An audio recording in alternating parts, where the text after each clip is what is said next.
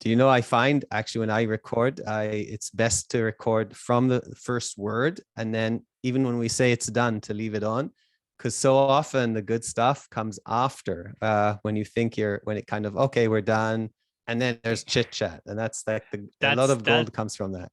it does, and I've been debating this actually. Yeah, exactly what you said. I did that for a few episodes because I found exactly the same thing, that you should just hit record from the moment we join the conversation.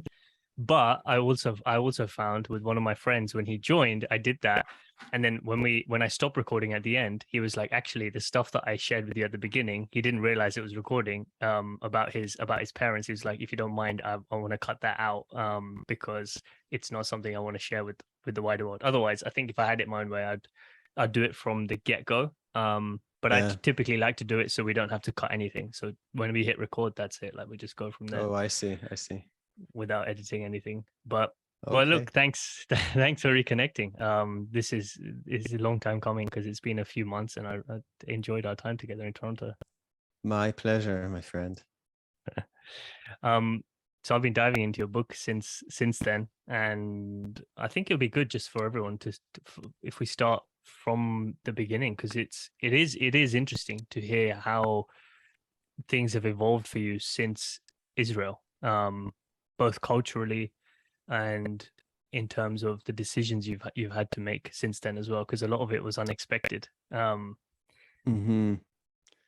Well, yeah, I don't know. I can go to the book was about me coming out to my wife and three children 10 years ago. I was 43 at the time, and it was obviously one of the hardest things I've ever done.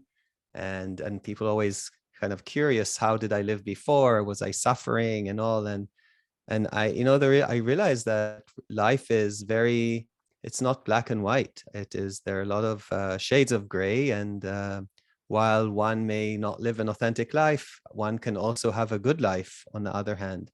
Um, I still think that living a full authentic life is so much better, as I find out now. But yeah, it was a long ride from childhood and being born in Canada to two very different parents from two very different ethnicities and religions, and then growing up in Israel. So my mother was of British Protestant family from a very well-to-do town in England, from in Kent, and my father is a Jewish Arabic person, Israeli, who grew up in Jerusalem in an very Orthodox family. And then we always had those two worlds influencing us. And it definitely gave me the ability to look at the world in a very interesting way, a less judgmental way, I'd say. The Orthodox Jews think the world is this, others think the world's that. And I'm always, if like, this is my thought about religion. Sorry, and if I'm just going in all kinds of tangents, just stop me and tell me whatever. But That's exactly what I want. okay, Whatever's so on your so heart, that's go for how, it. yeah, that's where my mind goes. So I'm like thinking about religion. I'm thinking I have a challenge with religion, because you can have in a room three amazing human beings. They all contribute to society. They donate money. They give blood. They maybe have donated their organ, and they're at service to their communities. Yet each one of them thinks the other two are going to hell.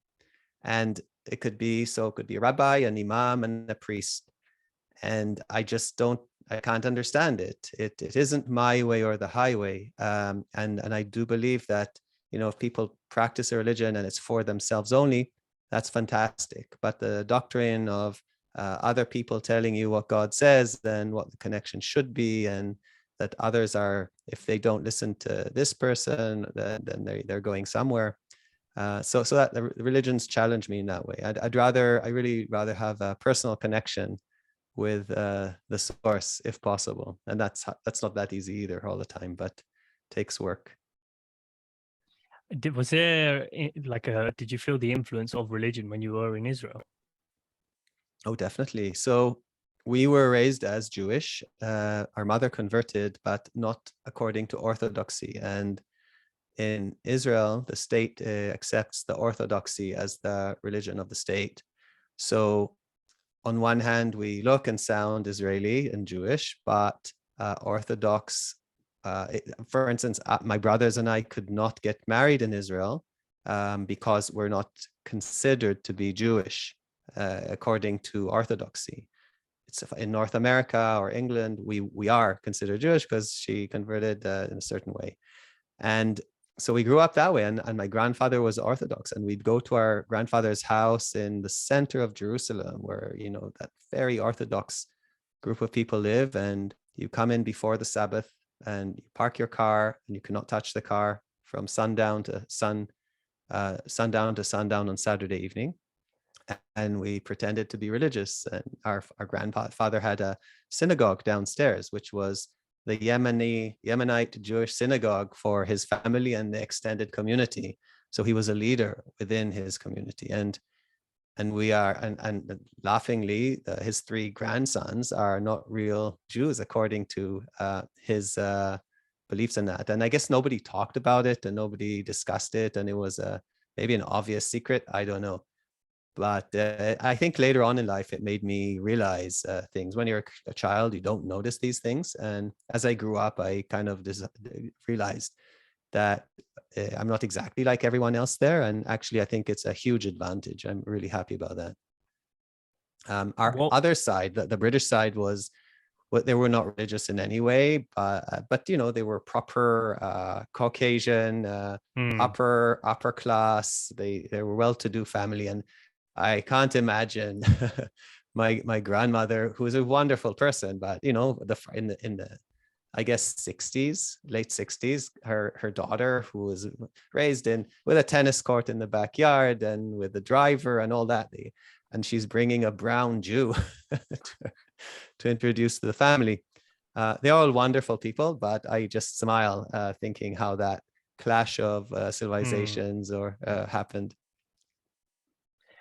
What was so your granddad said that or felt that, you know, you weren't proper, air quotes, proper Jews, or Orthodox in a sense. What would, in their eyes, in that generation's eyes, what would you have to be, or what would have to happen for you to be considered as part of a, you know, a legitimate Jew? So yeah, he never said anything, but again, I'm sure people thought things around them. And so to be an Orthodox, you need to live an Orthodox life. If you convert, you need to follow all the extreme interpretation of Judaism as they know it today. And, you know, follow the Sabbath, eat only kosher, go to synagogue, and pray 3 times a day, bless the food. This is all stuff you weren't doing. Well, no, you know, I bless the food now, but in a different way. And I acknowledge food, and especially meat, when I eat it, but not because I'm told to say a few words, just because of respect and acknowledgement of a living creature. And and there are a lot of rules you have to follow, and they're given by the system. And my grandfather, as a good person he followed also. All Orthodox people follow. And you're not allowed to doubt what you're told. So it's kind of boring. I'm not interested in that lifestyle.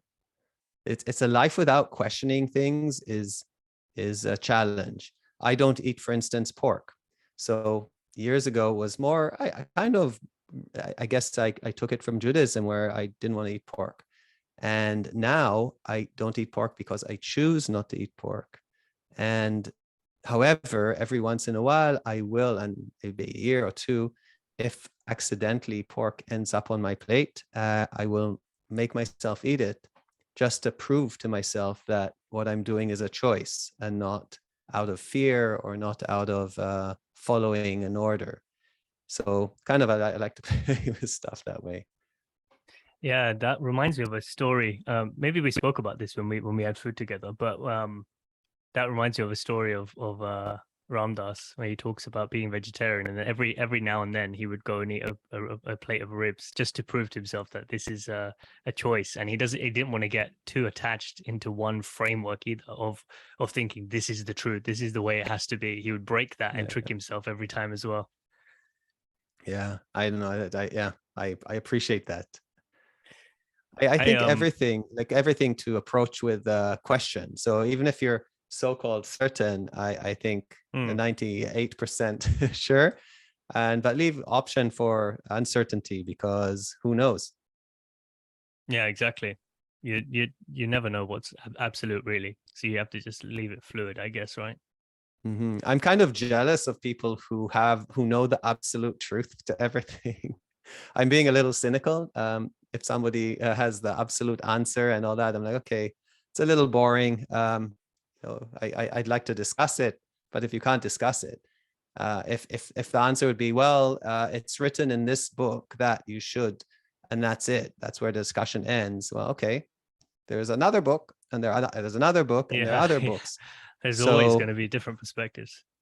yeah, and but when you think it's one is the ultimate truth, it is a kind of a challenge.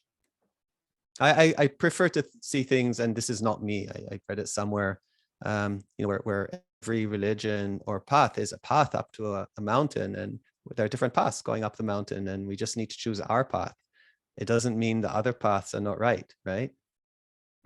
Yeah, there's different ways to get to the same place, Hmm. and I think the lack of realizing that is maybe what causes tension between different religions. Like you said earlier on, like with the rabbi and the priest and the imam, like my way is the right way. And it's like actually all those ways could be right if the person feels that personal connection you were talking about through that structure or through that framework of seeing God or a higher spirit, whatever you want to call it. Because it could get you there in a slightly different way. But the feeling is the feeling. It's like subjective. Yeah, it's right for them, right? It's Mm. not necessarily the ultimate truth. I don't know what that is, because anything you think you can always challenge. Will say, well, these are our senses. How do I know that my senses are correct? How do I know there aren't other senses? How do I know? I don't know. I just know, I'm limited by what I have now. So yeah, again, the sense of question and questioning the world around. And I think also being willing to put yourself out there and experience and try and listen to other points of view. Yeah, that just continues the learning process, just being fluid enough and open enough to allow other opinions and perspectives to come into your reality, and see how that feels. Yeah, I need to work on myself on that. Sometimes you get into routines of life, which I really love my routines in life. And then after a period of time is okay, I'm a little too comfortable and I need some learning. And then yeah, you kind of push yourself into situations which I close to regret, but you learn and make things happen. Is there anything I, right now I'm you'd like to change or be more open with in your life? Well, we're now opening a store, another location to our second business parallel. And it's a big project and it's an expensive project. And we just went over the numbers, and our needs are maybe 30% higher than our available funds. And it's in a very good location. We're really happy with it, but it's cause of stress. Okay, how do we make this happen without compromising the feeling and the message, the atmosphere, and the brand experience that we want to convey? And because we know how important it is, so there's that. And it was a big commitment for money and funds and all that. Always a step or two above one's ability. Funny how that happens, but I sense that usually we go, we have a good, like my two brothers and I really trust them, and we were a good team. So together I have faith in our ability for solutions to come to us. So Yeah, that is yeah, that is definitely taking me out of my convenience zone and comfort zone. And other things, I don't know. I'm on sabbatical the last couple of years, so there's a lot of space for creating stuff and writing and talking. And I really like that. I like that flow. yeah. You were saying before that you're starting to do podcasts, which obviously we were talking about earlier. Your own Mhm. podcast, but dipping in and out of doing more writing and being open to other creative projects as well. So, like, what's coming up for you in that space, if anything? So the book was, I thought about it in February. So I launched the book last November, and I was very engulfed in it and pushing it and promoting it and all that. And it got really good coverage in Canada. I've been on in radio, TV, and newspaper articles. And I realized that I was a little stressed inside for a few months. And I was in February this year on holiday. I was walking in Maui on the beach, and I just love that. I have a really good friend who lives there, and I just stay with them. So it's an easy place to go to. And there were mountains on the right and the ocean on the left, and the path going through the lawns, and beautiful scenario. And then I realized that I'm carrying this stress with me, and it was about the book. And it was I don't know still what it was. I think is it me putting my guts out there for the world to see? It caused this anxiety, this unknown anxiety, which at first I thought it was part of the, okay, let's go and do it and push it, and that's part of it. But what I kind of created in my mind was, I'm going to write a book, and then this would be my next, my path would follow that, and I would be the bearer of the message of authenticity and sexuality and being true to self. And then I'd write a keynote speech, and then I'd go and present it to companies in North America, so do an hour speech, get money for that, sell the books, the whole plan. And at that specific moment on the path, I suddenly realized, wow, I don't want to do that. I'm stressed about it. And the moment I realized that I don't need to do this keynote speech, and I don't need to promote the book, and the book was written, it was released to the world. I wanted to do that, and I've done that, and that's it. Now I can let it go. And that there was such a sense of relief when I had that realization that I don't have to do that, all that. Because for some reason, the mind goes and is very practical, and I'm on sabbatical, so I need to create a stream of income, and I need to bear the message and all that. No, I don't. I don't have to do that.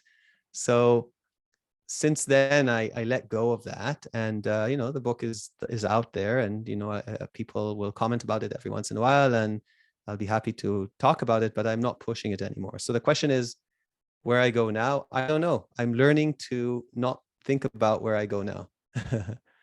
That's automatically where the brain goes to, and I need to stop it from, okay, I'm here, and it's it's so funny good. how we grab for structure to to have some kind of guardrails that feel familiar almost, right? Like we want to create that, but really, if you let go, you're just in the here and now. It's not as scary as the mind makes it to be. And oftentimes, what I found, anyways, I pick up these stories from all of the shoulds along the way. Like I formed the story based on what I should be doing, based on what I've seen other people do, or what other people have said I should do. And that forms a story like you had, like, oh, if I write a book, there has to be a speech that goes with it, because that's where the income comes from. That's how I push it. It's a marketing plan. But then really it comes down to it. But is that what you want to do? Because everything I works, but is it right for you? I'm curious for you. Have you let go of, what was the biggest letting go kind of idea of a sense of I must do it for you in your life? Hmm. I think for me, it was needing to create. So it was this belief that you have to create a successful business, regardless of what industry it's in, to create financial freedom, sorry, before you pursue anything that's joyful or passionate or that makes you happy, basically. So it was this idea of needing to put that off, because you need to create some kind of foundation, basically a safety net. Doesn't matter if you don't like it or not. You work hard to do that. You hustle, and then you go and do the thing you enjoy. And I was like, that doesn't make sense, because logically, yes, okay, there's money coming in, so now you're free. The mind tells you you have time, you have money, but you've spent your biggest resource, which is your time and your energy, on something that you just don't give a shit about. And I didn't give a shit about the stuff I was working on 5, 6, 7 years ago. And I'm glad in hindsight it didn't work, because now I'd rather spend the time on self-discovery and then attracting the income based on the value that I provide, based on who I'm being, not the person I think I should be. Because really underneath all of that, there's this level of authenticity, inauthenticity, sorry, that's creating the income. And then you feel scared to let go of that personality or that mask, because it's like, oh no, I've tied it to the money I'm making. Like, people, I don't want people to see who I really am. Like, this whole facade's going to fall down. So I didn't want to start creating that. So it was really letting go of what I thought the foundation of my life needed to be successful, and being open to whatever was going to come from that. Yeah, I think it's like the either or mindset which we go to. And no, it could be and.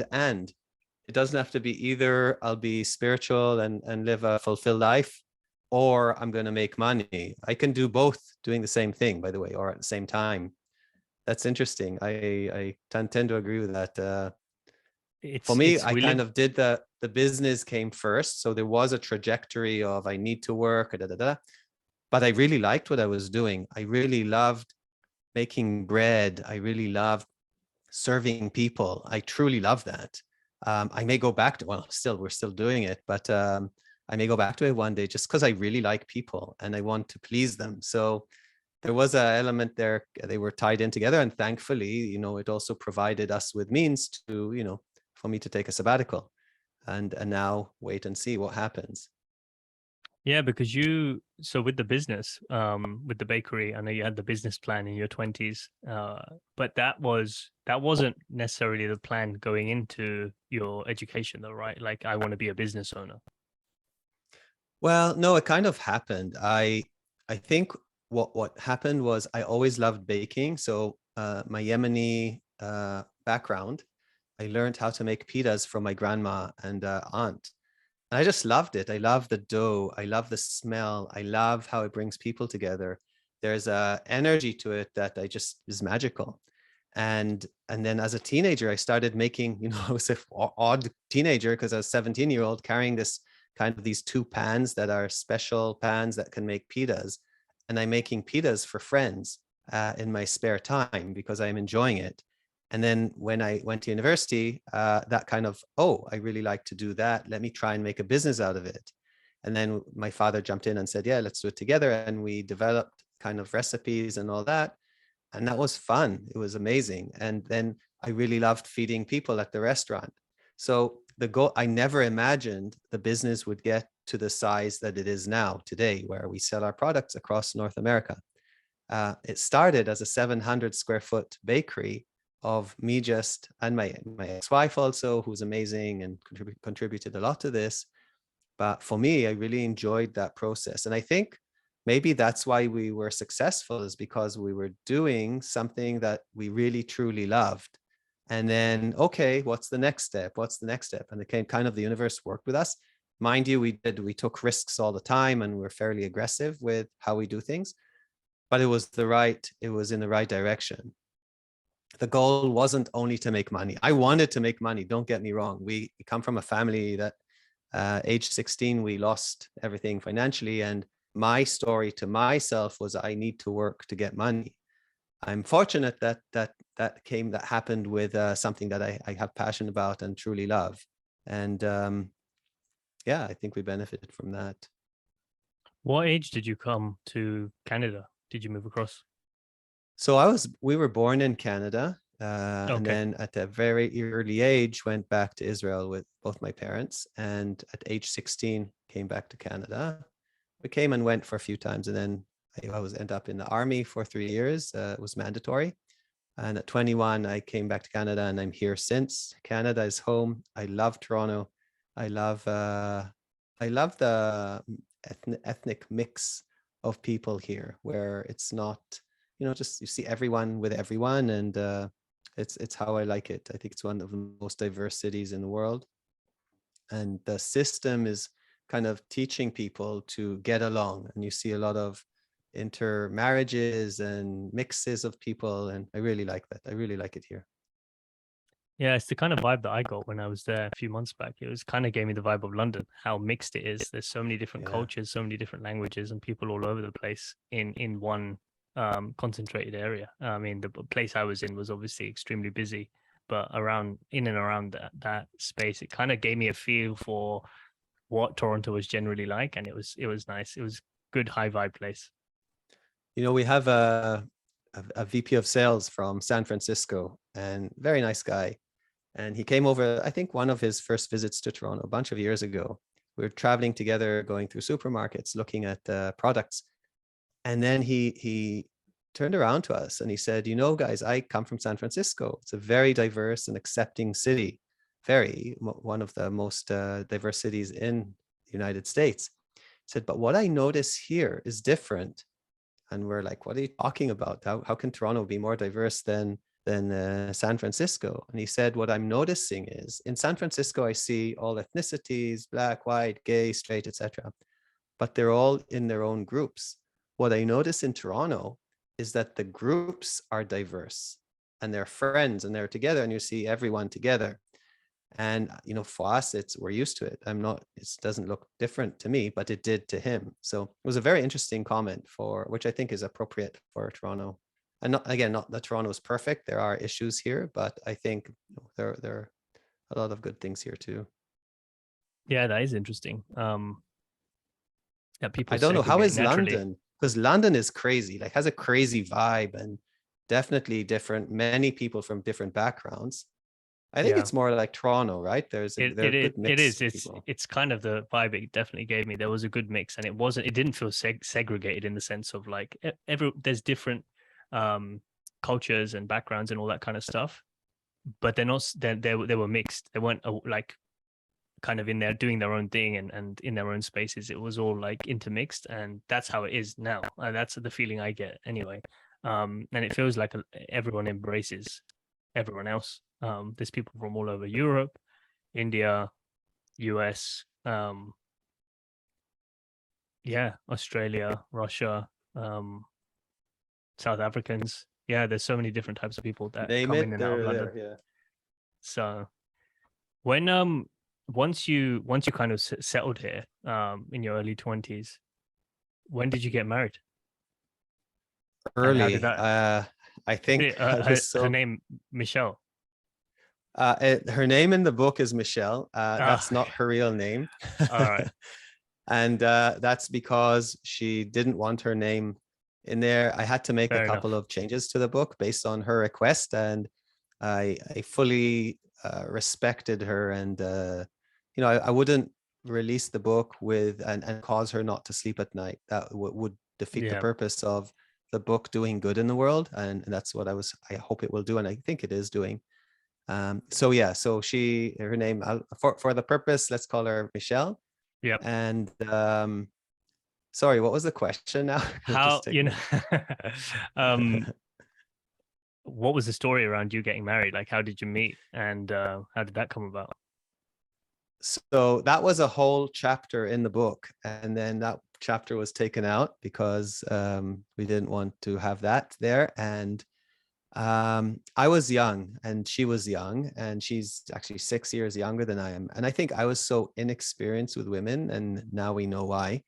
And but we met here in Toronto. She came with her family and for a visit, and a family member kind of introduced us, and we hit it off. And she lived there, I lived here. But with time, I visited Israel, and then she visited Toronto, and fairly quickly we became a couple.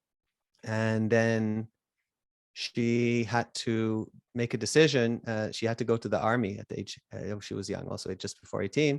And we said, oh, okay, let's, in order not to go to the army, if she's married, she didn't have to go to the army. So we got married early because of that, from practical reasons. And then she came to Canada, and she went to school, we started the business together. And then, so always life for me, as I look backward at it, is I was focused on school, and then I was got married, and then focused on the business. And then the kids came. So the kids came about 6 years after we got married.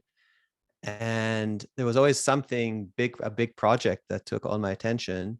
And only in my mid 30s, I started, when everything was beginning to settle and beginning to take its course, I started having these issues inside me, where me realizing that I'm not living an authentic life with myself, mostly, not with the world. I mean, the world it was true also for the world, but I wasn't true to myself. And that kind of bubbled and percolated within me, and eventually I couldn't avoid it. And obviously it affected our relationship and marriage. And then at first we went for marriage counseling, which obviously wouldn't work because I was the issue. And once that didn't work, I eventually went and did some self-exploration and got it. Did you know at the time that you were getting married that, this isn't quite right for me? Like, I feel like there's a part of me that I'm not honoring, or were you completely oblivious? No, I knew there's a part of me, but I also loved her. So I loved her, and I was excited, and I didn't want to live life without her when we got married. There was another side that, yes, I kind of looked at guys, but that's it. I've never experienced anything in my life. I've never had an experience with a man until 10 years ago, or just before when issues began to arise. And I decided to make a conscious decision to explore and to find out if I am. And once I did, there was no question. So I think, if I had experienced being with a man before, the answer would be much sooner. So I don't know. I guess, yeah, just I'm good at suppressing things and burying them deep, and then carrying them forward and ignoring them until they pop up. So yeah, That's I kind that's of knew. I most of thought us. that, oh, okay, yeah, it's without judgment. I think whatever needed to happen happened. I'm sorry if I hurt anybody, but it wasn't intentional. And I mean, today we're in a really good relationship. We're still family. We're going to be family forever. We're only now divorcing. We're now finalizing divorce papers after 10 years, and I'm writing a will, and she will be in my will. It's obvious. We're gonna, if I go sooner, and she will have a good chunk of what I own, and that's perfect. Why would I look at it in any other way? I mean, I have a new partner now who will also. So it's kind of, again, not either or. It's and. So live life that way. But the and I thought, when I'd look at guys or something, and I'd say, okay, maybe I'm bisexual, but I've never experienced this. It's okay. It's okay to look, as long as I don't do. And I haven't. It's like watching porn. You watch that porn, it's not considered cheating, and therefore that's how my brain explained it, the situation to myself, and then I buried it. And how did you decide to go and experiment or explore, like self-exploration? Like, what did that mean for you? How did that process look for you? So I got to the point where the couples counseling didn't help. And then we decided to take a break, and I was living in the basement and she was in the bedroom, and, we pretended to have a family life. I mean, my biggest fear was not to be under the same roof with my kids, and huge fear around that. But one day, while I was in the basement, I kind of typed on the computer. I found a place called Gay Fathers of Toronto, because I think the bigger issue for me was the kids rather than the relationship. The relationship was already on the rocks. And I decided to go to one of their meetings. And I write about that and go into depth, but that was a huge thing. I was so worried and nervous and all. And that led me to going and finding a therapist that deals with sexuality.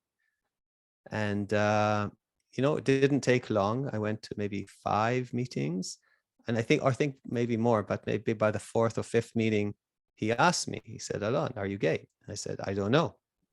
And he said, "Well, maybe you need to find out."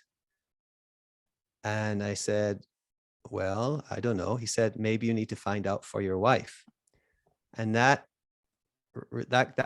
resonated for me, because obviously she was suffering and the relationship wasn't good, and me not knowing is affecting her tremendously. Today I know I owe it also to myself. I deserve that, knowing that and being who I'm supposed to be. But then that was kind of how my mind worked, and I said, "Oh, okay, that makes sense." And if I'm so from there, I went on one of the apps and found someone. I was very honest about my situation, and which is weird because these are apps for hooking up. And but I find, when you just in any situation, if you are authentic and honest, there are good people out there, and it's not only about sex, and we're not all machines. And if you have enough patience and are able to communicate, you will find people that will, root for you. So I found someone who I was felt comfortable to do it, and he was very patient and understanding also, and that's it. So yeah, we met, and it was the moment when I walked out of there, it was the best experience ever, because I knew and I was in my element. And it was the worst experience in my life, because I knew that my previous life is done, and a whole new path is now being formed. And I needed to talk to kind of reveal this to, obviously my wife was the first person who needed to know. So that started that path. How old were you at that time? I was, I think, 41 or 42. Yeah, like you said at the beginning, right at the beginning of your book, when you're standing on that street in New York and there's a whole wall of people, and as you start walking, the path appears. Yeah, The you ground have to beneath take you the begins to steps. appear as you start Yeah, walking. Exactly. Yeah. Were you feeling anxious, nervous? Like what were you feeling knowing yeah, that I was you're gonna have to terrified. share this? Terrified. It was 3 months. So I think that was around September. And I was waiting for the right moment to tell her. So because we didn't sleep together, I mean, I was in the basement, and um, I had to tell her, and I was nervous, and yeah, it was a horrible time. And the moment arose when the kids stayed with my parents one night, and we went out to meet friends and came back, and I decided that's going to be the moment. And that's when I shared it with her, and it was a horrible experience, but there was also good in it for me, where I felt horrible for her because her world collapsed. I felt horrible for me because this was a horrible situation, but for me also, I had hope. Suddenly I could see the other side. While before this talk, I couldn't see the other side. So I was really hopeful, and I was thinking, okay, life, how would life look after this? How would life look while I lived my authentic self? And then there was also the fear of how the kids would be, and would they be angry with me? Would they talk to me? Would they still be connected? Um, Thankfully, like everybody, with the initial shock and all that, I think everything fell into place fairly quickly. And I moved out, and I started living. That year after that was a fantastic year, and I lived maybe 15 minutes away from. I got an apartment not far away, but also closer to downtown, and I got to live. I guess what most young people live in their late teens, early 20s, and I really needed that, and it was fantastic time. How did the conversation with your kids go? They were in their early teens, and I think they got a double whammy there. They got kids. Your parents are divorcing. Oh, and by the way, your dad is gay. So I at first didn't want to share my sexuality. I said, let's just say we're divorcing, and later we'll tell them. I was so afraid, and my ex insisted that we tell them, and thankfully it was the right call. Let's get it done with. And I think the divorce thing influenced them more than my sexuality.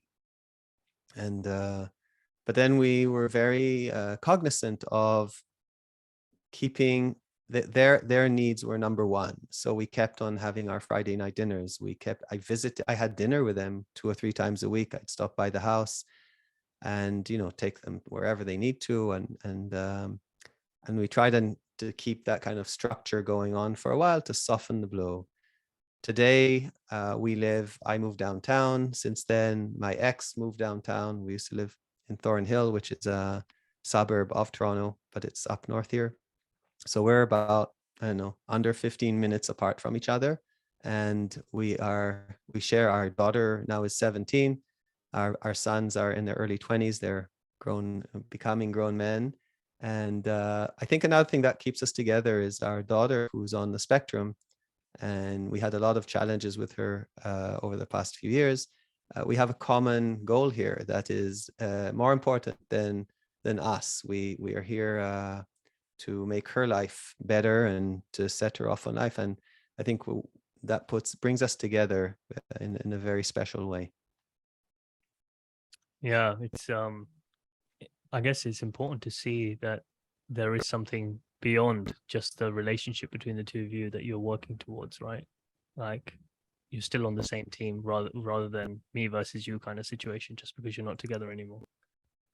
Yeah, I don't know how it would be if she wasn't. I mean, I still see, I truly like her and I wish her only well. And our families are still friends. And I will see her mother when I visit Israel and her sister. And my father comes to her house and opens the fridge and eats her food. And we're all still very close. And Yeah. I like that. I like the Friday night, the Jewish holidays we spend together with extended family. It was great. And I have friends today who say, Alon, how you did things has influenced how we're doing things. And people who are separating or divorcing, let's not go to war. Let's try and do it in a better way. Yeah, it seems Even with, seems very amicable the way you did it and the way you've handled it. Obviously it takes yeah, two, but it seems she's like amazing. She is, yeah. yeah, I can't take credit. I can, I did what I can, but she is really a very, very special person. And have you seen how it's influenced your decision making, but being able to show up more authentically and own that part of you that maybe was hidden away or suppressed for a while, or for a big chunk of your life, and then how your decisions or approach to life changed because now you are showing up as you? Yeah, life is so much better. Life is, I shed a bunch of friends, not because of sexuality, by the way, but because they were not true friends. I found that I was the one initiating a lot of our interactions. And I found that when I stopped stopped calling, they never called back. And I said, okay, I'm aware of it, have a really good life. And then others started calling back. And I guess friendships that were not that strong turned out to be amazing and have developed and grown, and new people come into life. I think it's so important to ongoing basis, and this is both with friends and things that we don't use, things that we don't need, friendships that are, have run their course. Let them go. It's okay. It's okay.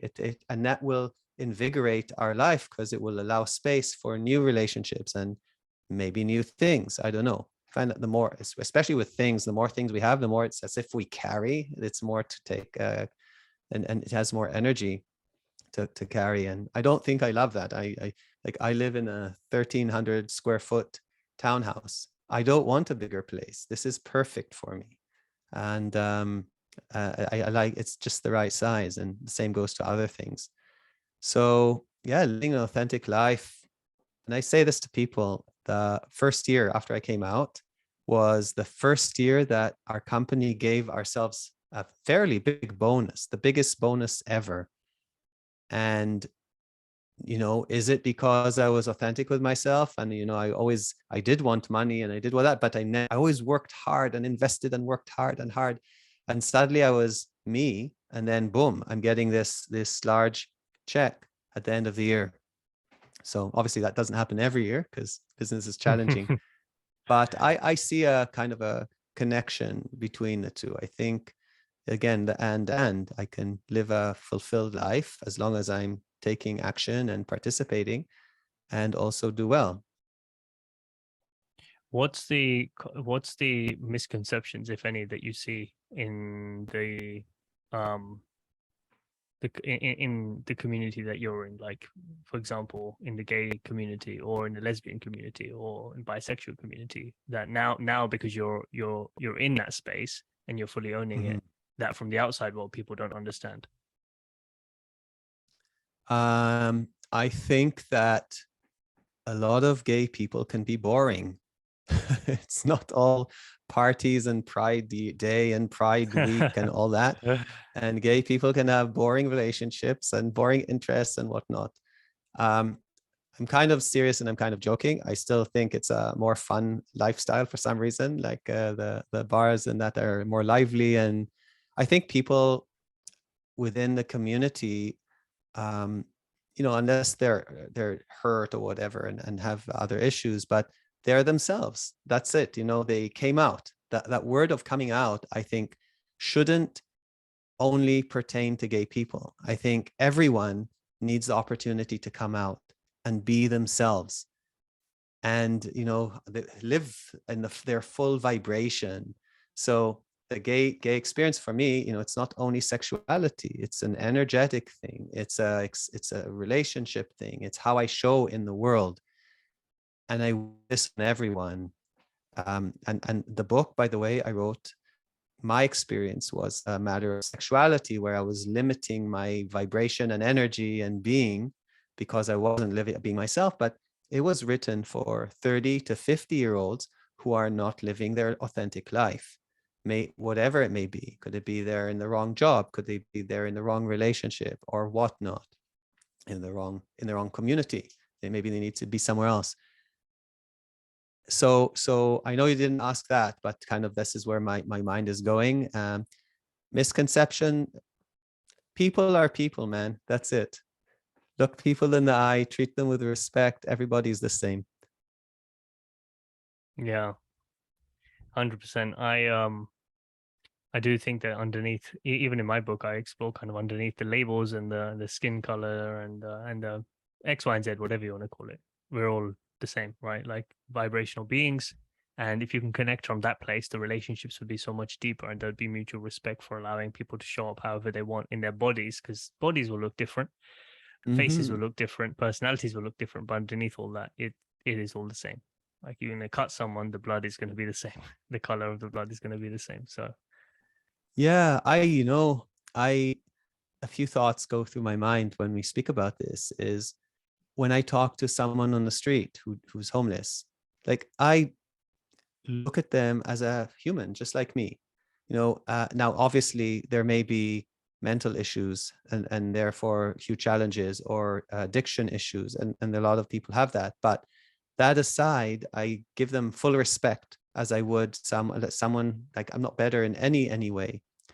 And it's sometimes also what I don't know why lately is whenever I come to my house and I enter from the garage door because I'm riding my bike or whatnot, and there's this code to open the garage door. And I'm like, split seconds before I put in the code, I'm like thinking, what if this code doesn't open the door? What if suddenly I'm blocked from entering my home? And I don't know. And then somebody says, this isn't your home and this isn't your place at all. And like, what would I do? Where would I go? And within a split second, I'd be homeless. And then imagine life that way. Like, I just changes my perspective on a lot of things, and I don't take things for granted, because sometimes, yeah, people lose everything for whatever reason.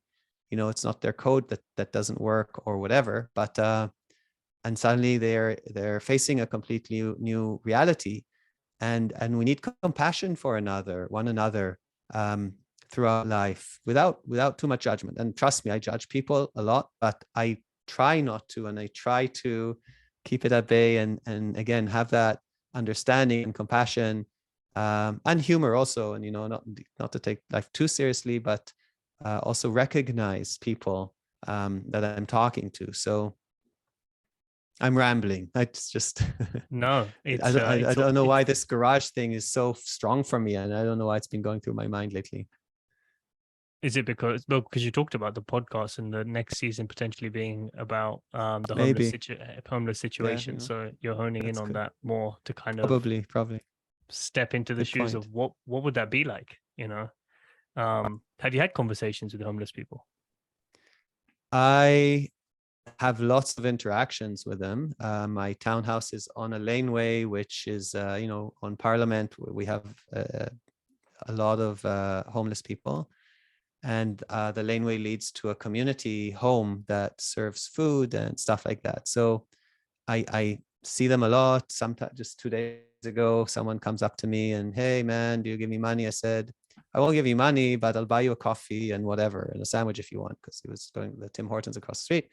Um, so yeah, it's all around me. And I really like that. I really, some people, I mean, and there are also less appealing aspects to this, where somebody there, I find feces once a year a lot against my garage, like somebody who Wow. was not in their right mind. Yeah.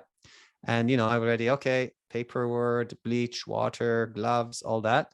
It's gross. Again, once a year maybe.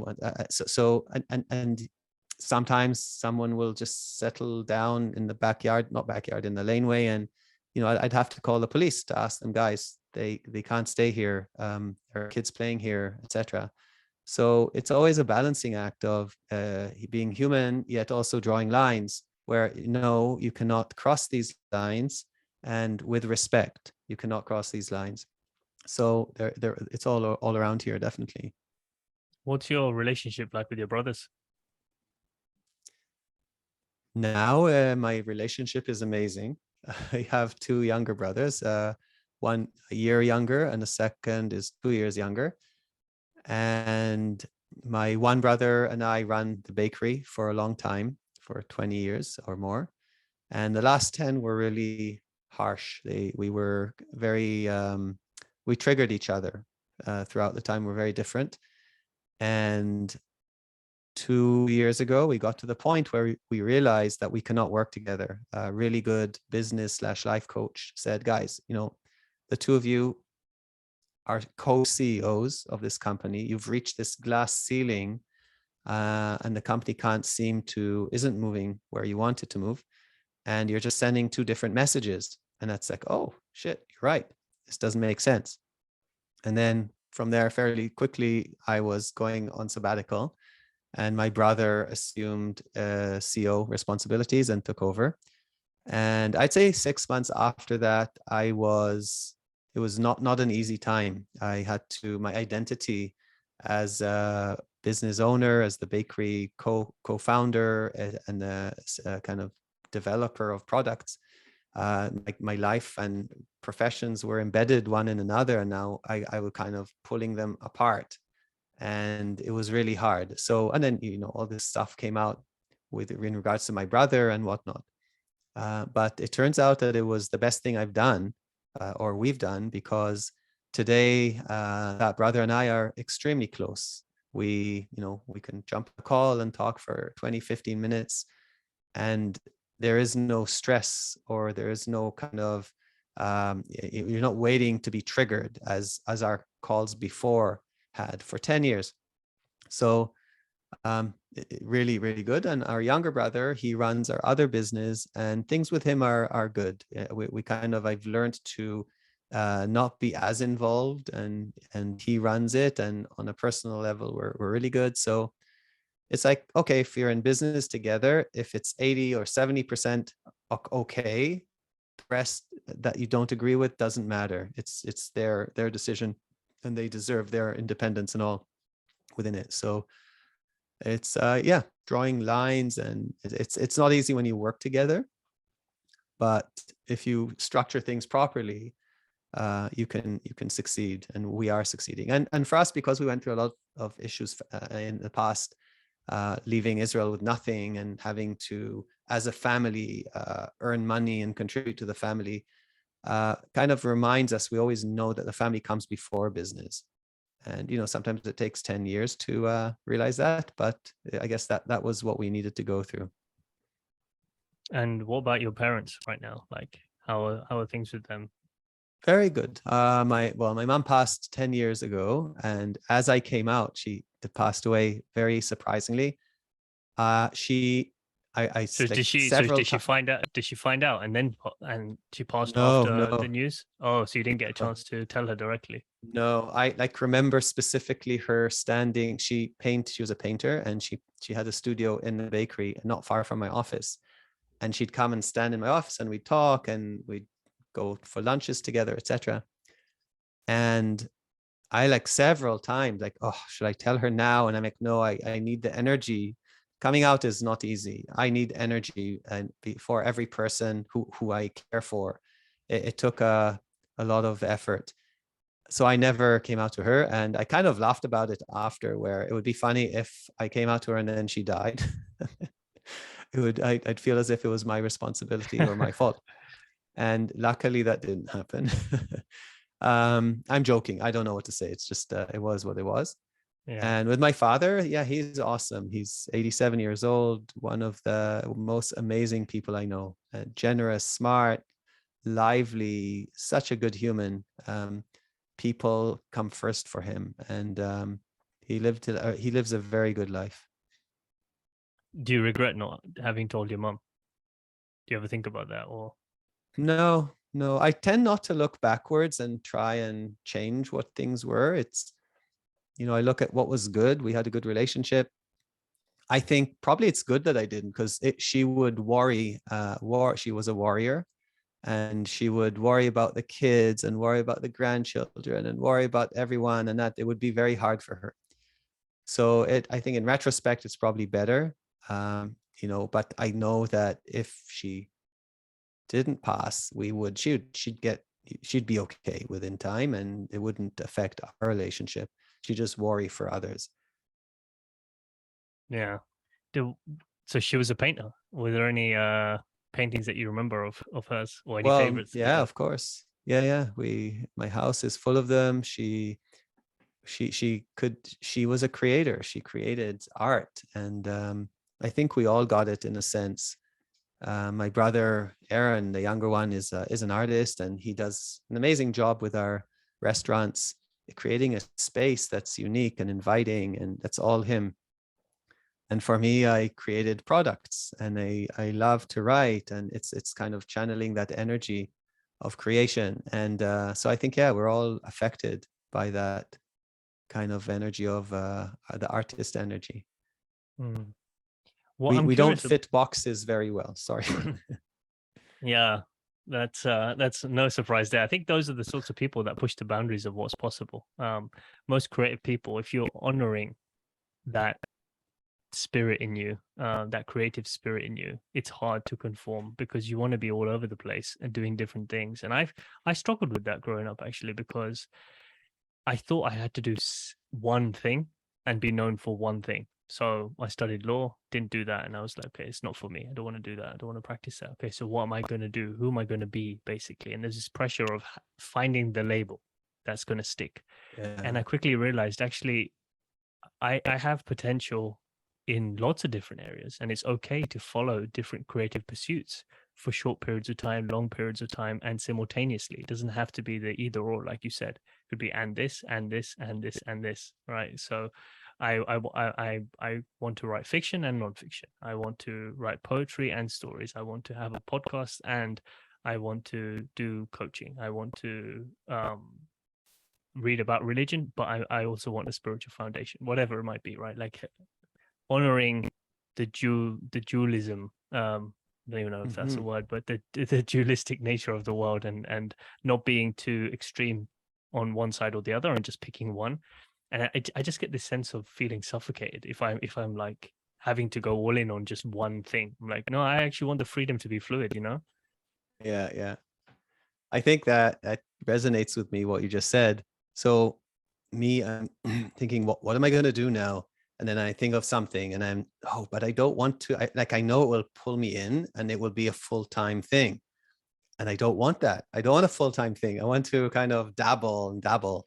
So I haven't figured out yet a full-time thing that isn't full-time and will allow me to dabble. And therefore, I'm really happy being where I'm at right now.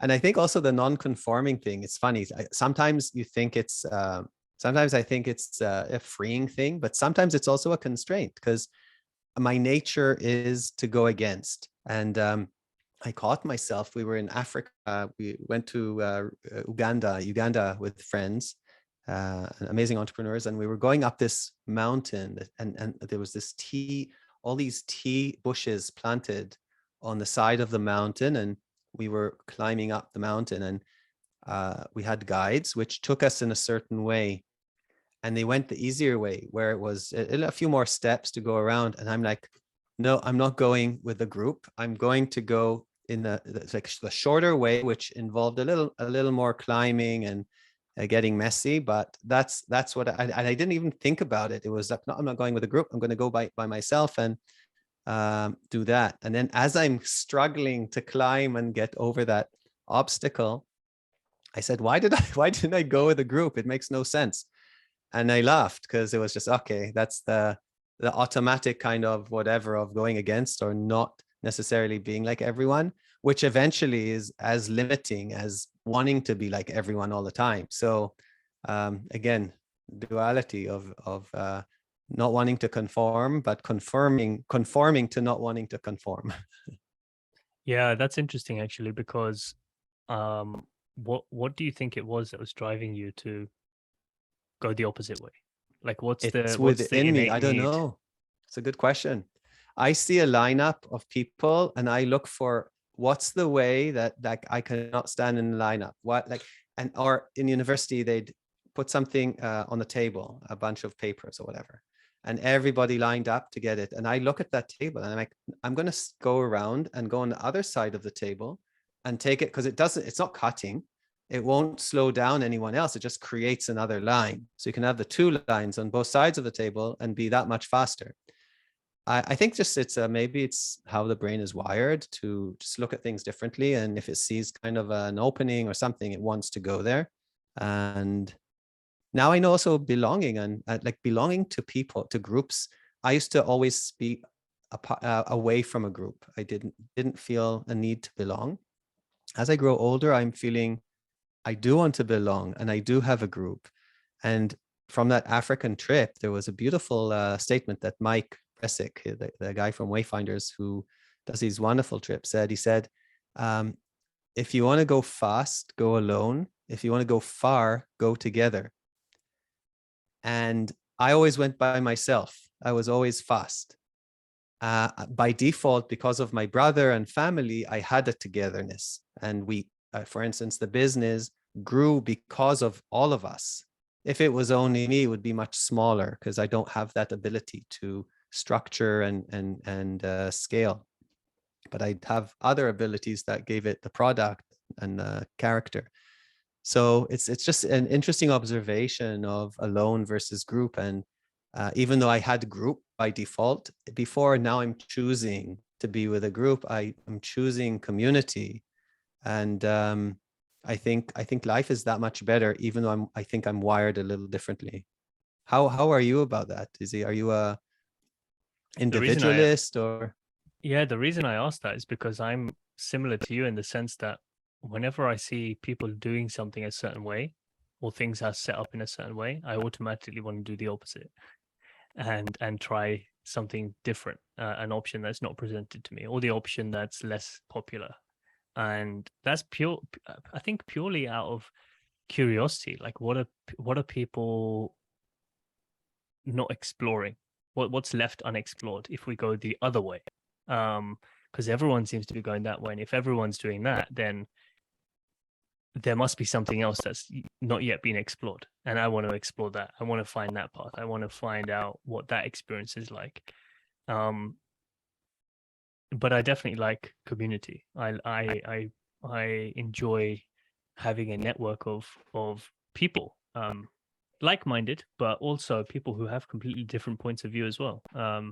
And there is a sense of belonging to that community. I think that's a human need, just to belong to something or a particular group of people that understand you and where you feel seen and heard. But at the same time, within that, I'm kind of holding two different ideas, I guess. At the same time, one is like I want to be plugged into a community, but at the same time, I don't want to be so plugged in that I do everything the way they want me to do it. I still want to be able to experiment, test, and do things outside of that and do my own research or firsthand kind of experiences. Because for me, truth is it's firsthand experience. You know, if truth is subjective, it's something that might have worked for someone else, it's great, but I need to go and test it for myself to see if it resonates with me, a particular choice or a decision, whatever that might be. So Mhm. yeah, but you're absolutely right with that quote. I think sometimes you can, it can also, the thing is, it can get dangerous because it can also become a part of your ego that I actually I know the better way, and I'm going to show you guys. And if it starts coming from that place, Of then you're not course. going anywhere fast. Really, you're doing No. it from the wrong place. I feel like as long as it's grounded in curiosity, then there's be something creative that comes out of it, right? If it's grounded in the ego, what's the intention behind it? Like, where is that all going? What's the point of it? What are you trying to prove? You're not gonna get anything out of it, really. No, it's maybe the sense of being special or different or whatnot, hence the ego issue. So yeah, I Mm. 100% agree that it's I'm sure for me a lot of it is ego when I do it. Or the intention was, oh, I don't want to look like everyone else. So it was funny. I was just buying shoes the other day and I caught myself. So I like certain shoes, and I'm picking them, and they looked unique and different, and I'm okay. And the salesperson says, "Oh, really nice shoes." I said, "Yeah, they're really light and comfortable." He goes, "Yeah, they're very popular. So they're not your Nike or Puma on anything." So he says they're very popular, and my automatic response with a laugh was, "They are. I don't want them anymore." So I don't. If other people are wanting them, obviously I took them because they're really nice and they fit me. But it was a funny remark. Do you find that relationships with people in general have changed ever since you came out? Like, do you feel people treated you differently that you had in your life at the time because of that very reason? Yeah, not because of I'd say the majority of people around me at that time, because I was doing a lot of personal work before, and I think I shed a bunch of friends prior to that didn't fit, that I just was working on it too hard, and I realized they're not putting in the same amount of effort. So there were quite a bunch of, like, yeah, most people around me were okay. They heard it, they were surprised, they were worried, but I'd say most people were okay. There were a couple family members that took it hard and had comments, and it took them a bunch of years to come around. Um, so yeah, I'd say both, but 80% I'd say no problem. Today, again, I have really good friends around me, and again, working and going against my nature in many ways has opened the gates to meaningful and amazing connections in my life. I go to a group called Mastermind Talks, and I think now 7 years in a row, maybe. It's an entrepreneurial group, and at different locations around the United States every year.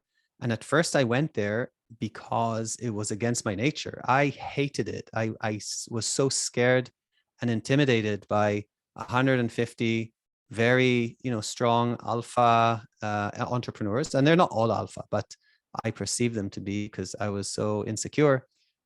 But I kept putting myself in that group every year. I kept coming back because I want to grow. And I will only grow if I put myself in uncomfortable situations. And now, 7 or 8 years later, I have such good friendships from that group and such good experiences that I so recommend people to belong to groups and join groups, even if it makes them uncomfortable, or more, especially if it makes them uncomfortable. Go and again explore that and see what are you missing.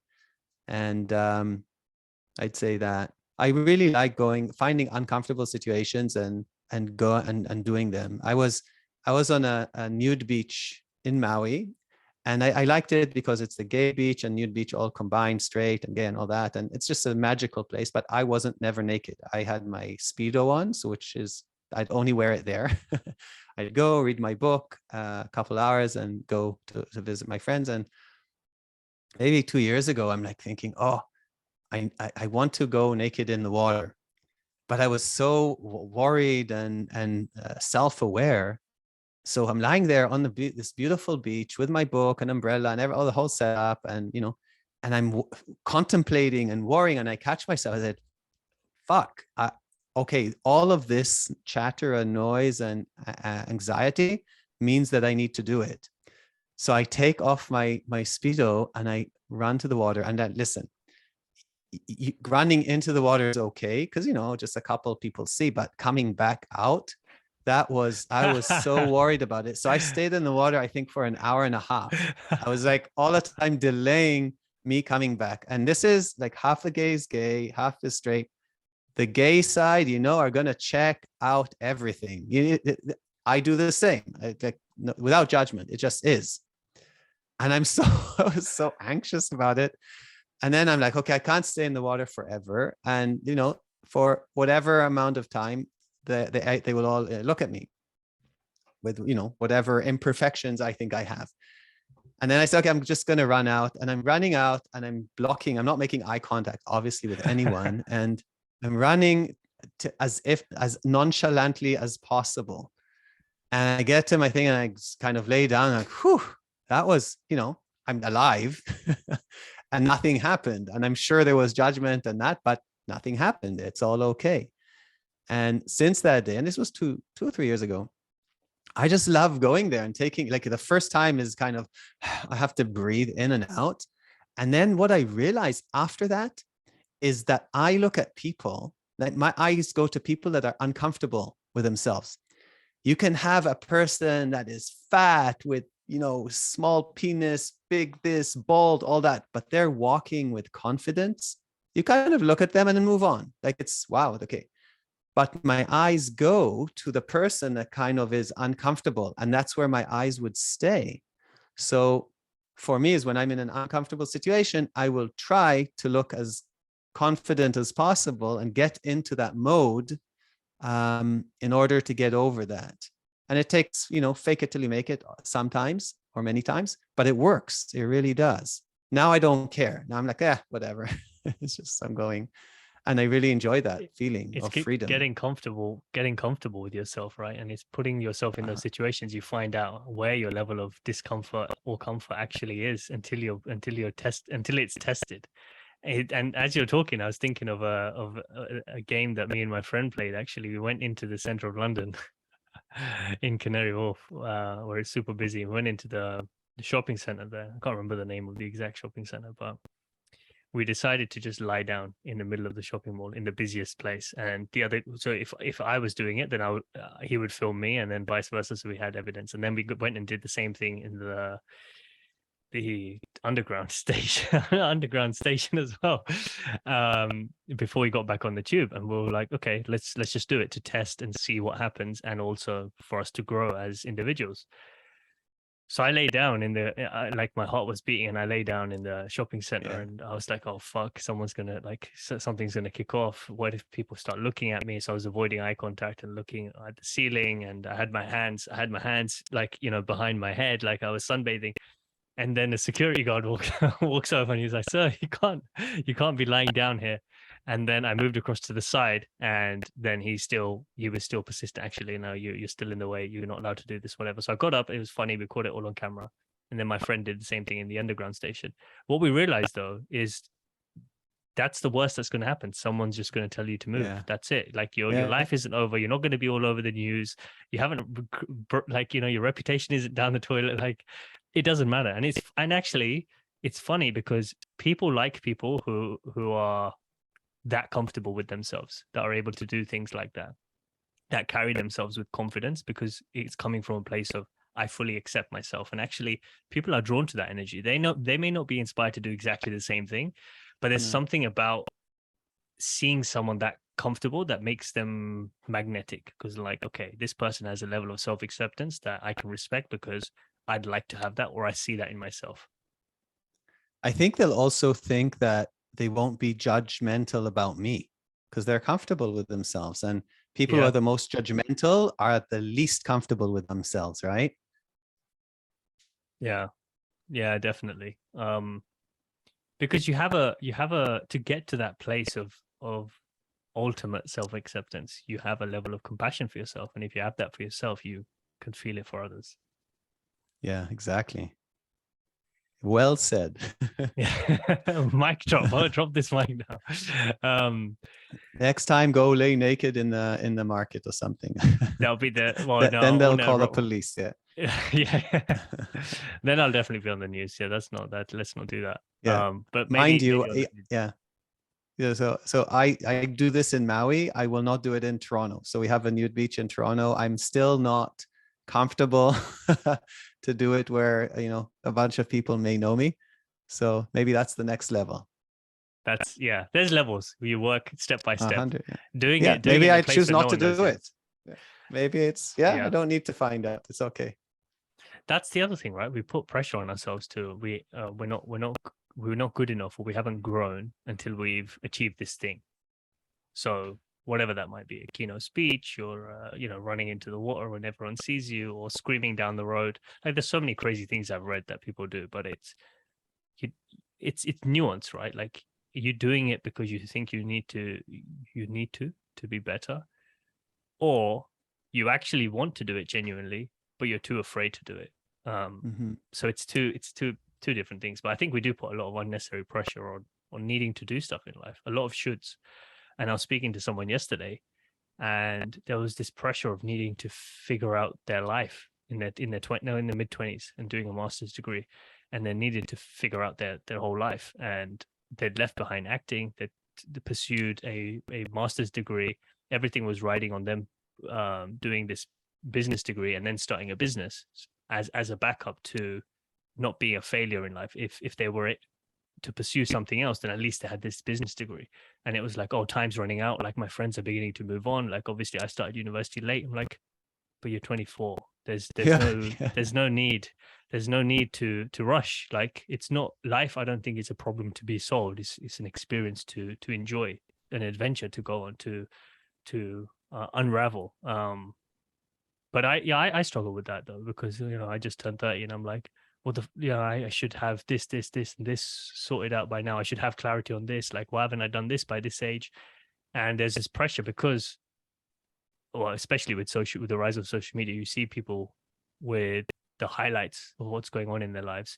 You tend to compare yourself. I don't know. Do you ever feel like, not necessarily with social media, but like you find yourself comparing with other people based on where you're at and the stuff that you've done? Yeah. Social media, I like social media. I do need to disconnect once in a while.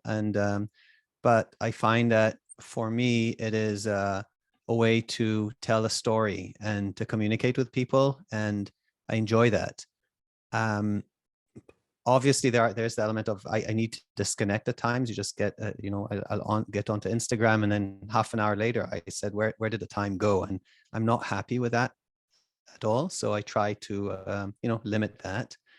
And as to where I'm in life, I think I was fortunate in life to have success, and then when I talk to people, like success as seen by my peers and by my community, and when I talk to other people, and I don't see it for myself, and I see it about myself through their eyes. So if we have a conversation and I'm not, but you're okay, and you're this, and they say, yes, but Alon, you cannot see it from my point of view because you are this and that and da.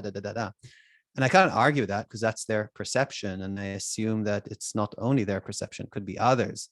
I think that the more I was complete with myself, the more I am in my element, the more my vibration is full, and the more true to myself that I am, the less I give a shit. I see rich people, so it has nothing to do almost with material success. I see people who are comfortable in their skin, and that's how they seem confident and happy with what they have and who they are. And I see rich people that have gotten their money because of insecurities and whatnot, and they are like waving that flag all the time. And to be honest, I feel bad for them because there's always someone richer. There's always all that, that there's all the sayings, but they're not happy, and they're all the time trying to fulfill their happiness with things. And I do understand, like, I like things, but that's not where the solution is. That's not where our happiness lays. It may lay for 10 minutes, 5 minutes a day, but after that, it's like, oh, okay, I need it bigger. I need more. So yeah, I think as long as we're doing what we're supposed to do, we won't care as much as to what we have and that.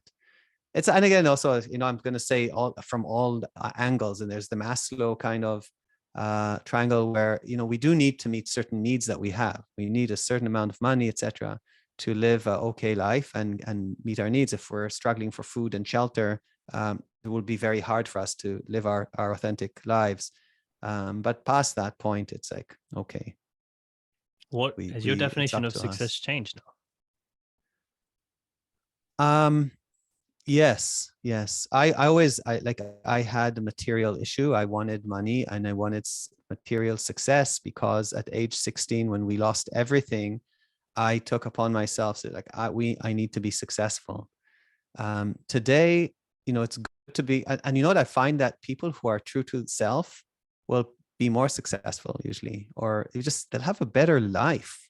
They'll have better people around them. My father had ups and downs in life. He had nothing, he had money, he had everything, but he always lived a good life. He always went out. So if it wasn't to a fancy restaurant, he went to a cheap Chinese restaurant around the corner, and he was the king of the table or the king of the restaurant. And he was in his element because he was with people and doing things. And it was a cheap Chinese restaurant. And I see, again, I go to fancy restaurants, I see miserable people there, just you feel their energy, you talk to them, I don't want to be them. I don't want their, it's, and again, it's not either or. It's, yes, I'd like the money, but yes, I'd like to be authentic to myself. And yes, I'll enjoy both types of restaurants. And I'd like the hippie beach with a nudist, and I'd like the Four Seasons beach in Lanai, and I enjoy both of them equally. It's not either or. So that's the level I want to get to.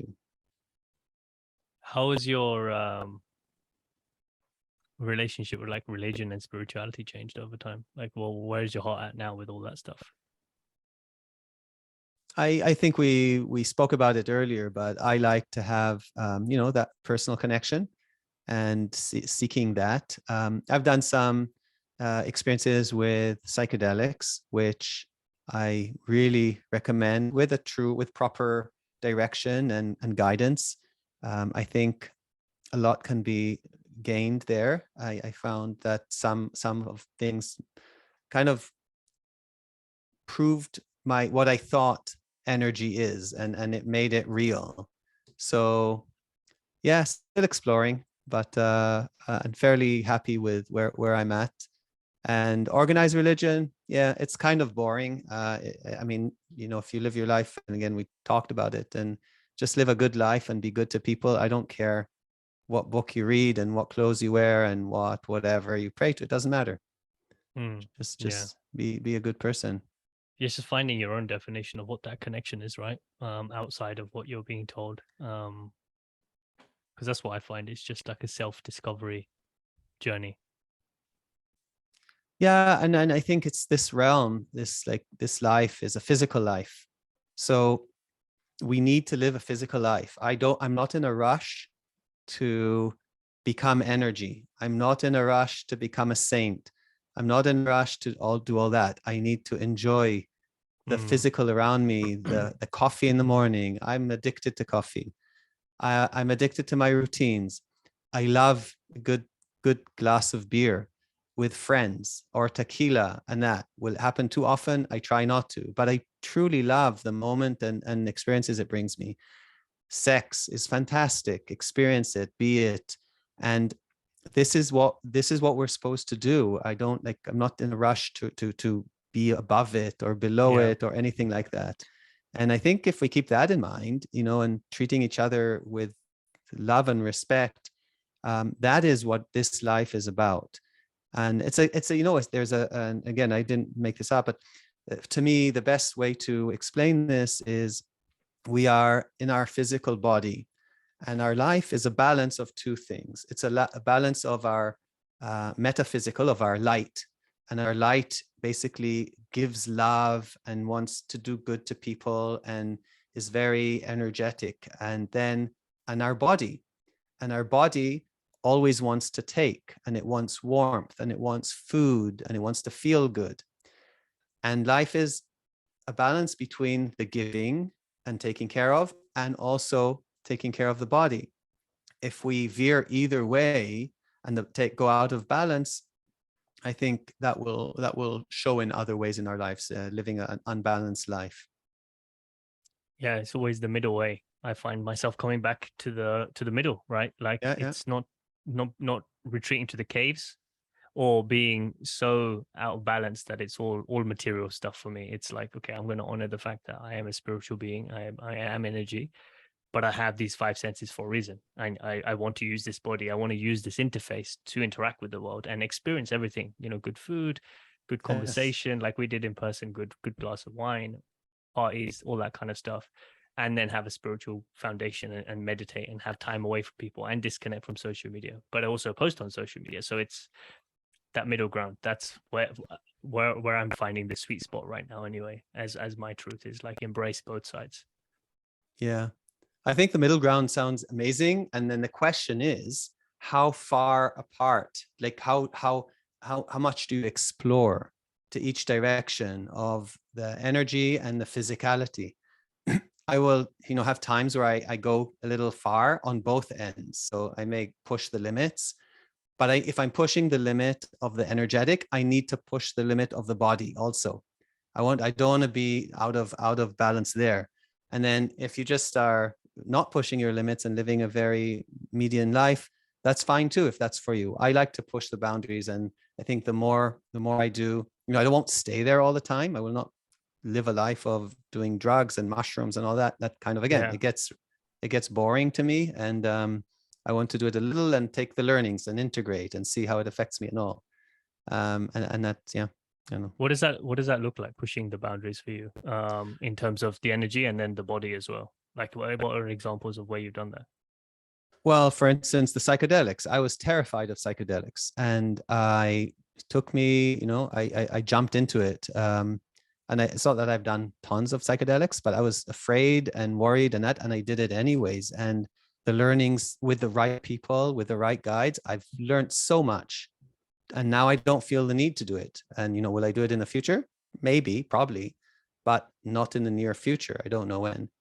And the physicalities, also, if it comes to, I had a periods of being a slut, and, with precaution, with protection and all that, and doing it, but without that, prudy prudence kind of attitude. I can be promiscuous and I enjoy it for a period of time until I was tired of it. I needed to do it. I needed to experience it. I needed to learn. So those are, I would say, the two boundaries that I've pushed, both on the physical and on the energetic space. Is there any experience that you haven't yet tried that you want to try? I don't know. I don't have anything. That's a good question. I want to act as the channel. We're all channels of energy in this realm, in this world. So what I want to do and what I want to be the answer is I want to be who I'm supposed to be in the most whole way. So I don't know. It's just a channel what I'm supposed to channel to this world, and I'm not here to solve the world's challenges, but I am here to do good, I think. Yeah, to do whatever, to be whoever you were meant to be, whatever that is. Right? Exactly. I think it's to be. That's the answer. I want to be. Yeah. How it may be every day may be different, but yeah, I'm curious about what your thoughts are. What is your mission? I've been feeling into this recently, and it's I don't think I have this. I'd like to have a cool, flashy statement, to say this is what I'm here to do. It is to be. But the other thing that I've been sitting with is, it's my priorities above all else is to discover my potential, and that could look like anything, whatever that is. It's constantly following my intuition, following where I'm being led to discover more of my potential, what I'm capable of. And I don't know what that is, both on the physical sense and energetic sense. Like what is it that um I'm manifesting? What is it I'm co-creating? Whatever it might be. Writing, books, conversations, whatever, on both fronts, on all fronts. So yeah, it's just discovering more of my potential and leaving it fluid. I like that. I don't want to be too specific, because again, it goes back to feeling suffocated, right? It's like within that there is a lot that I could do, if I'm just focusing on my potential, because then I've given myself the pass to follow any inclination that I get. I'm like, oh, I'm interested in this now. Okay, I want to go and follow that and see where that leads me. I'm interested in this now. I'm going to go and follow and see where that leads me. But there's this general sense that it's all to serve in some sense, to do some good and leave the world better than I found it. I don't think I'm going to be solving all of the world's biggest problems, or doing, being a president of a country or that kind of stuff right now. I mean, I don't know, 3 decades from now, but at least that's how it feels now. It's like, have fun along the way, discover my potential, and embrace the body for what it is. That's it. Like, it's not. I'm not trying to make it that serious. And are you happy with where you're at now, in given all that you said? Yeah, I'm excited for where the future is going. I didn't think this is where I'd be 10 years ago. Like, I thought my life would be a corporate lawyer in the city somewhere, and that's where my happiness was going to come from working really hard and being a partner at a firm. And I Yeah. was so focused on making that happen as I was finishing up law school and graduating. But now, I mean, in the last 3 to 4 years, I've discovered so many different elements to myself that I didn't even know were possible. Had conversations, met amazing people, dabbling in creative writing, doing the podcast, that kind of stuff has been amazing. It was never on my radar, so I'm always feeling into it, like the things that I don't even know are possible for me yet. What are those things? And I'm leaving myself open to exploring and going down paths that I don't even currently see are in front of me. And that's, for me, that's what it's about. It's about going on an adventure. And in the end, I want to end up in a place where I look back at my life and I'm like, fuck, that was amazing, because I didn't even expect half that stuff to happen. Because if I can see it coming and I'm planning everything and I'm kind of, it's following the plan that I thought would make me happy, I don't think that would really make me happy long term, because it's already I've already foreseen it, if that makes sense. I want it to be a bit of a surprise. I want it to be unexpected. If you die today, are you happy with where you're at on your path? Yes. Yeah. There you I go. actually That's your answer. I actually sat with that question in Austin. So I did San Pedro with a friend, and I may have told you about this when we went for dinner, but it was this notion of squeezing the juice out of every day, because any day could be your last day. So as long as that day is well lived, and you've done the things that you wanted to do, and you've spent your energy in a way that is meaningful to you, then it's a good day to die, because you may not wake up the next day. And that's kind of how I gauge each day. I'm like, oh, would I be happy if I never came back after this day? Yeah, I would, Yeah. actually, because I'm enjoying speaking to Alon.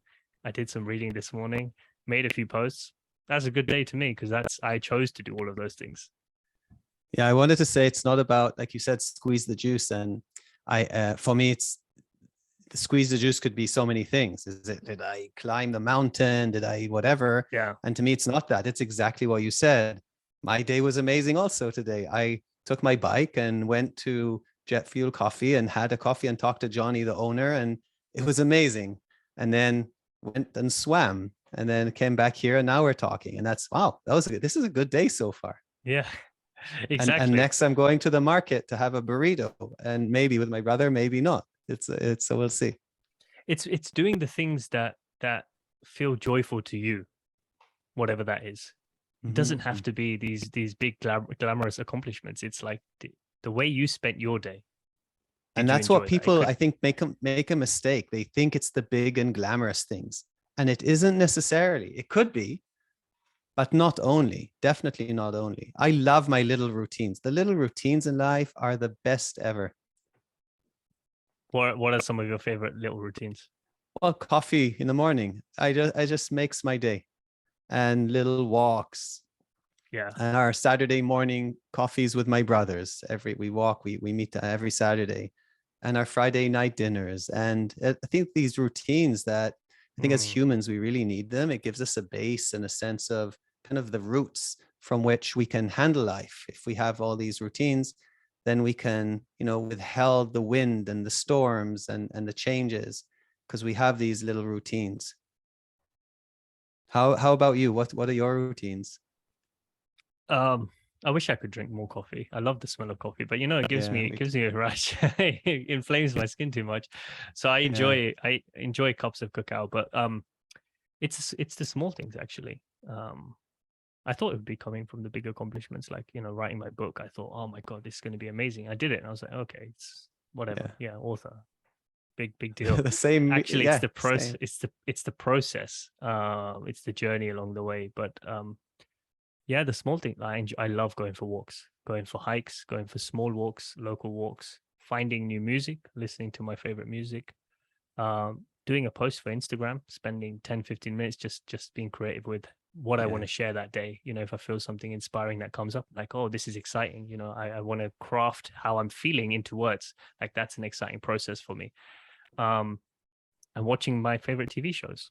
Right now I'm watching Heroes, which aired maybe 10, 15 years ago, but I'm rewatching it mm, because I love stuff to do with superpowers and superheroes. I'm like, oh, this is cool. And stuff like that. It's not the big and glamorous things. So yeah, as long as I'm finding joy in how I'm spending the time and naps actually. I used to feel really guilty for sleeping during the day. I'm like, oh, I shouldn't be fucking sleeping. I should need to be productive. Like this is not that you sleep at night. You don't sleep during the day. You need to. And then I'm like, no, I enjoy half an hour of just laying in the sun. you know. that's gold. I should give myself more permission to do that. Thank you for that. I've just started doing that. I'm just plugging in my charger. My friend used to do it a lot. When we were working on our e-commerce store, like 6, 7, 8 years ago now, he would in the afternoons, he was like, oh, I'll call you back at like 2 or 3 or whatever, because I'm having a nap. I'm like, in my head, I'm like, how can you, do you not feel guilty? In my head, I was like, I feel guilty for sleep. How can you fucking sleep during the day? But now I get it. My internal dialogue was so harsh, and it was geared towards hustle, hustle, hustle, and never rest. I'm like, no, Hmm. my nervous system, that doesn't work for me anymore. I Yeah, want to be fluid and softer with myself. I want to find my own rhythm for what joy means throughout the day. But yeah. Being gentle with yourself is super important. that came up for me in a Brave Coach. So I went to Ireland when I got back from the travels with you, seeing you and Mm. Tracy and everyone else. Came back and then went to Ireland for a week. And it was one of the things that came up. And Philip was like, because I said, oh, I just left my, I can't remember what we're talking about exactly, but I said, basically, I said, I just had the courage to leave my job in April. And then I continued to talk, and he was like, well, stop. He was like, you just had the courage. He was like, do you see how you're putting pressure on yourself that you only managed to do? He was, that's a massive decision. I'm like, Yeah. yeah, it is. But I don't give myself credit because I'm always thinking, what's the next thing? What's the next thing? Let's postpone happiness until I get the big accomplishment. So I've had to consciously slow down to enjoy and celebrate the daily, weekly, monthly things that are happening. Train Mm. myself to celebrate the small wins, not just the big, massive stuff. Because then I'm just delaying gratitude and appreciation until some ethereal time that exists somewhere in the future. I'm like, that doesn't make sense to live that way. Actually, why am I doing that? Yeah. Yeah. Well, That's beautiful. I could talk to you all day. We could talk forever, but Yeah. I'm conscious of the time because we're coming up to nearly 2 hours. So Hmm. let's wrap this up here, and I'm sure we'll touch base again soon. It'll be great to hear about what you're up to in a few months' time. I would love to come. Yeah, come to Toronto and see our new location in next spring. It should be ready. And yeah, who knows? I'll probably be in England sometimes. Yeah, let me Meet know if meet. you are, definitely. Either way, Well, within the next year, I'll either be there, you'll be here. I know it's not that wasn't the first and last time we were gonna go for dinner. I would love that.